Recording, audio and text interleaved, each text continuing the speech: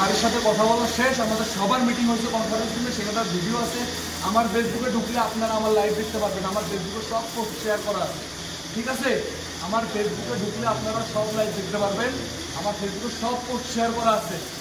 ওরা আমার লেখাপড়া করতেন না? জি, কম্পিউটার সায়েন্সে থাকে। জি জি জি, স্ট্যামফোর্ডে। দীপ্ত হলো আমাদের এলাকাগত বন্ধু, মানে আমার স্কুল কলেজের বন্ধু।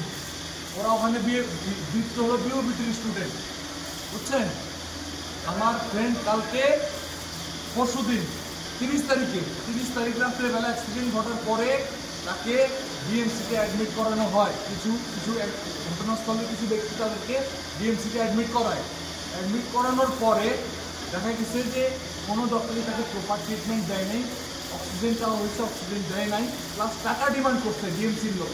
ডিএমসি ওয়ার্ড বয়রা বলছে টাকা ডিমান্ড করে, ইভেন 7,000 টাকা চাওয়ার পর এটাও বলছে যে সিলিন্ডারটা যদি আইনে দিতে হয় এক্সট্রা 50 টাকা দিতে হবে, এরকম কথা বলছে। এটা আমাদেরকে বলছে হলো যারা ওকে হসপিটালে অ্যাডমিট করেছিল দীপ্তকে, তাদের স্বীকারোক্তি ছিল। আরও 2 জনের ফোন নাম্বার আছে যারা প্রত্যক্ষদর্শী ছিল, যাদের কোলে দীপ্ত শেষ নিঃশ্বাস ত্যাগ করে, তারাই এগুলো কথা বলছে আমাদের, ঠিক আছে? আপনাদের তাদের নাম্বার আমি প্রোভাইড করতে পারবো, তাদেরকে কথা বলে আপনারা ইনভেস্টিগেশন করতে পারবেন। না না, আমরা কোনো হামলা করিনি। আমরা যে গেছি খোঁজ নিতে, যে আসলে কাজে যাবে, যখন জানতে পারছি যে ঘটনা কী ঘটছে, তখন আমরা জিজ্ঞেস করতে গেছি যে কার কারণে এরকম ঘটলো, কারা ডিউটিতে ছিল সেটা খুঁজতে গেছি। আমরা রেজিস্টার খাতা খুঁজতে গেছি, দেখি রেজিস্টার খাতায় 30 তারিখে সকল ডক্টরের পুরো রেকর্ড গায়ে। আমরা তখন একটু ক্ষুব্ধ হয়েছে, কিন্তু কারো গায়ে হাত তুলিনি। আমরা একজন ডক্টরকে সাথে করে নিয়ে general Asaduzzaman sir, brigadier general Asaduzzaman sir, যে ডিএমসির কি মেইন কর্মকর্তা, আমি তার পদটা বলতে পারতেছি না, কিন্তু সে আমাদেরকে জানায় যে আমরা 24 ঘন্টার ভিতর একটা সুষ্ঠু বিচার আপনাদেরকে, মানে দৃশ্যমান একটা বিচার আপনাদেরকে দিব।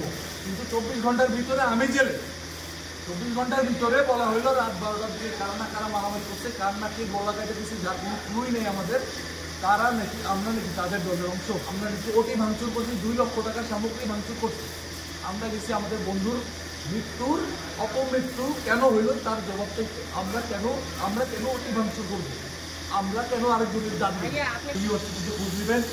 আপনি সবাই আমাকে যারা চেনে তাদের কাছে খোঁজ নেবেন। আমি কোনো রাজনৈতিক দলের সাথে কখনো যুক্ত ছিলাম না। আমার বন্ধু দীপ্ত মারা গেল কেন, তার জবাব তাদেরকে দিতে হবে। এখন 24 ঘন্টায় তারা সুষ্ঠু বিচার দিতে চায় কেন? এখন পর্যন্ত আমাকে জেলে আটকে রাখছে। সকাল 4টার দিকে আমাকে জেলে নিয়ে আসছে, বাস স্ট্যান্ড থেকে নামছে, আমি 1 নম্বরের রেলগেটে, সেখান থেকে আমাকে নিয়ে আসছে। আমার বাবা মাকে জানতে চাইনি, আমার ফোন দপ্তর